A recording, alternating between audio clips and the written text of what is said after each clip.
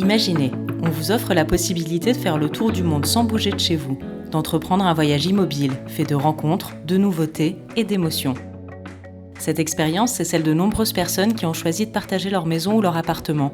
Portes ouvertes part à la rencontre de 6 hôtes Airbnb, de femmes et d'hommes comme Clémence, 33 ans, qui vit dans le 12e arrondissement de Paris. Alors, le code... On y est. Bonjour. Clémence. Enchantée. Bonjour. Bienvenue chez moi. Merci beaucoup.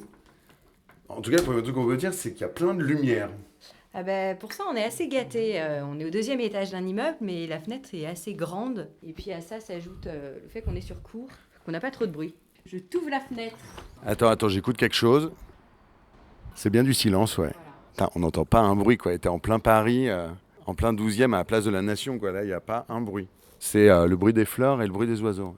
Tu me fais visiter rapidement ? Avec plaisir. On fait rapidement le tour de cet appartement, parce qu'il est quand même assez petit. On a la cuisine. Assez fonctionnel. Voilà, assez classique. On a mis du carrelage métro, parce qu'on est quand même... le bon cliché parisien. Non, pour de vrai, c'est une cuisine qui est au fond de la pièce et du coup, elle manque de lumière. Et en fait, le carrelage métro, et c'est pour ça qu'il est installé au métro, comme il est biseauté, il reflète énormément la lumière. Donc en fait, on garde pas mal de lumière naturelle dans une pièce qui est éloignée de la fenêtre. On sent l'expertise de la blogueuse déco, là. Hein. Je sais pas. Parce qu'il y a 10 ans, j'étais pas blogueuse déco.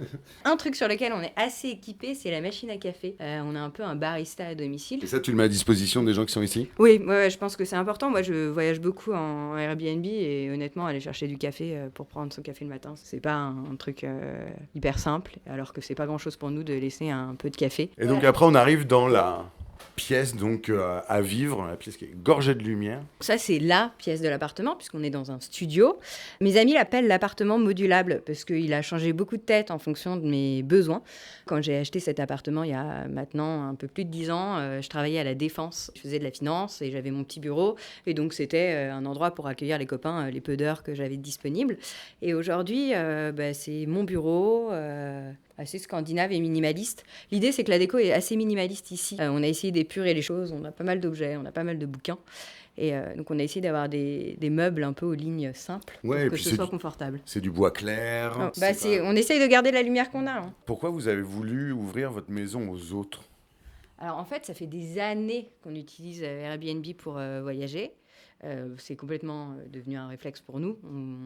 Là, on va à Annecy pour faire du saut en parachute parce que mes copains ont des bonnes idées de cadeaux d'anniversaire. Et ben, on ira en Airbnb. On va aux Canaries quelques jours retrouver un copain et pareil, c'est du Airbnb. Donc, ça fait des années qu'on utilise. On n'avait jamais passé le cap de devenir hôte. Je pense l'idée, elle était au fond de notre tête depuis longtemps. Et en fait, au début, cette année, on a eu pas mal de mariages dans le sud. Et donc, on a décidé de ne pas revenir à Paris entre les mariages, rester dans le sud. On était d'ailleurs dans des Airbnb entre les mariages.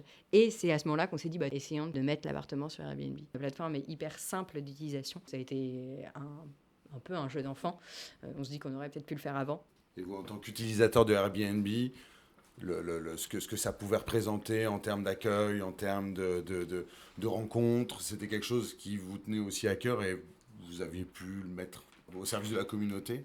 Oui, en fait, moi, ce que j'apprécie dans le fait de voyager avec Airbnb, c'est ces espèces de petits guides, les bonnes adresses du quartier, les bons plans, l'accueil. Et puis surtout, on a un peu l'impression de vivre comme un local. On peut ouvrir les placards et regarder ce qu'il y a par curiosité.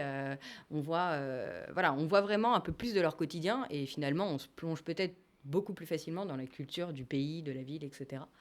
Et c'est pour ça, moi, Airbnb, c'est une des choses que je trouve assez magique dans ces échanges-là, c'est que c'est au-delà d'une simple location. C'est vivre à la place de quelqu'un un temps donné, dans son lieu, avec ses idées, son petit café du coin, la petite boutique, le bon tips pour pas trop faire la queue à tel endroit, etc. Et voilà, j'étais contente de rendre ça, parce que c'est assez facile pour nous. On habite le quartier depuis longtemps. On est tous les deux parisiens depuis toujours. Et voilà, c'est ce petit supplément d'âme de location et de voyage qu'on apporte aux gens. Et qui nous a été apporté pendant des années, qu'on était content de donner. Ouais. La maison, pour vous, c'est quoi ? C'est un refuge ? C'est un endroit de partage ? C'est un cocon ? Qu'est-ce que c'est ? Ouais, je pense que c'est un peu un cocon.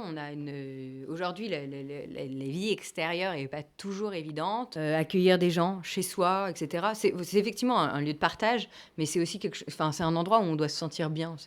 Donc voilà, et accueillir des gens dans un lieu où on est vraiment bien et en plein de notre personnalité, je trouve ça très chouette. Exactement, ouais. Et l'idée que d'autres puissent y créer des souvenirs, ça vous plaît aussi ? Ah bah oui, c'est chouette. Nous, on a beaucoup de souvenirs. On quittera l'appartement avec tristesse. Et du coup, oui, c'est chouette de se dire que les autres ont vécu des choses sympathiques. Et une fois que les guests sont partis, est-ce que vous entretenez encore des relations ? Vous avez des liens ? Vous vous écrivez ? Alors moi, j'avais mis en place quelque chose depuis le début. J'avais laissé un livre d'or, un petit carnet à côté de mon classeur de bons plans pour inciter les gens un peu subtilement à me laisser un mot et comme ça avoir un souvenir, puis peut-être aussi avoir des retours d'expérience qui soient positifs ou négatifs. Alors je cherche la page. Ah, il y en a quand même quelques-uns. On va en prendre un en français. Un français, histoire d'accord. de ne pas tester mon accent. Alors, merci Clem et JC. En suivant vos conseils, nous nous sommes régalés avec le tiramisu au Nutella de chez Prosper. Merci encore pour votre accueil en espérant pouvoir vous revoir vers chez nous à Arles. À bientôt, David et Marion. Écoute, c'est plutôt cool. Ouais, c'est sympa. Déjà, c'est plutôt chouette. Ça veut dire qu'ils ont suivi nos conseils, donc déjà, c'est cool. Le fait de prendre 30 secondes pour écrire un mot, ça veut dire qu'ils étaient plutôt contents. Et j'aime bien la fin, en espérant vous revoir chez nous à Arles. C'est chouette, ça veut dire que voilà, on ne s'arrête pas là. L'échange, il n'était pas que quelques nuits. Et de toute façon, on a leurs coordonnées. Et effectivement, on sait qu'à l'occasion, en tout cas, la balle est dans notre camp pour les revoir et faire quelque chose ensemble. C'est très chouette. Bon, tu nous tiens au courant, savoir s'ils t'ont amené au marché aux épices Ça marche. à Arles. Ça marche. Non, par contre, moi, il y a un truc qui me dirait bien, c'est le tiramisu au Nutella de chez Prosper. Ça, c'est ton adresse, c'est ton truc ? En fait, c'est une brasserie qui est Place de la Nation. C'est une brasserie parisienne typique, mais finalement, elle n'est pas si typique pour Paris puisqu'ils font leurs plats. Et ils ont un tiramisu au Nutella qui est assez dingue. Ils ont d'autres desserts assez sympas. Si tu veux, on y va. Vas-y, ouais, je suis chaud.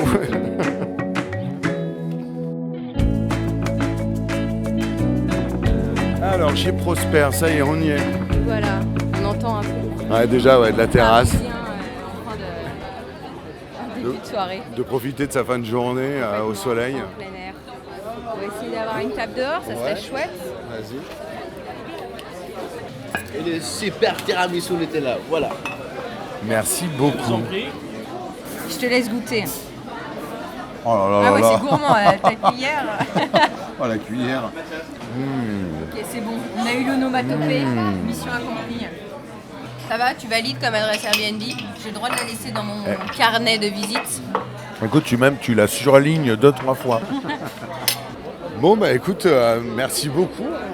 On imagine le sourire de toutes les personnes qui iront séjourner chez toi. Et puis, bonne continuation. Merci pour tout et à très bientôt. Ça roule. Salut. Bye.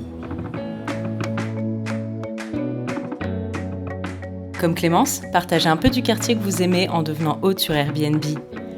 Vous venez d'écouter Portes ouvertes, un podcast de Slate.fr par Jérôme Becquet, montage Septem.